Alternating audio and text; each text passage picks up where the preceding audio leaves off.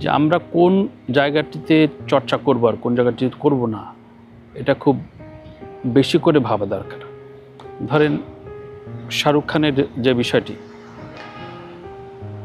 National award পাওয়ার যে বিষয়টি, আমাদের দেশের ন্যাশনাল অ্যাওয়ার্ড আর শাহরুখ খানের ন্যাশনাল অ্যাওয়ার্ড পাওয়াটা যদি তুলনা করেন, হ্যাঁ প্রত্যেক জায়গায় তর্ক আছে, বিতর্ক আছে, সমালোচনা আছে, লবিও আছে, কিন্তু তারপরও মোটা দাগে এত এত লবির ঘটনা বাংলাদেশি ন্যাশনাল অ্যাওয়ার্ডের মতো খুব বেশি নেই। মানে আমরা প্রেডিক্ট করতে পারি এবার ও বোধহয় এই ন্যাশনাল অ্যাওয়ার্ডটা পাবে। আমি আপনাদের জ্ঞাতার্থে জানিয়ে রাখি, আমি যে ন্যাশনাল অ্যাওয়ার্ডটা পেয়েছি আমার 25 বছরের মিউজিক ক্যারিয়ারে, এবং সে বছর দেশের গান নিয়ে একটি গানই জমা পড়েছিল।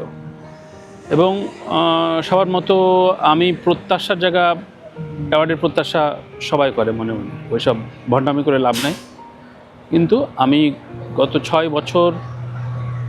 বিগত 6 বছর অর্থাৎ যেবার পেলাম 19-এ, তার আগের 6 বছর ধরে আমি মনোনীত হচ্ছিলাম, জমা দিচ্ছিলাম, কিন্তু ওইবার মনে হচ্ছিল যে দেশের গানে যেহেতু আছি এবার মনে হয় পাবো।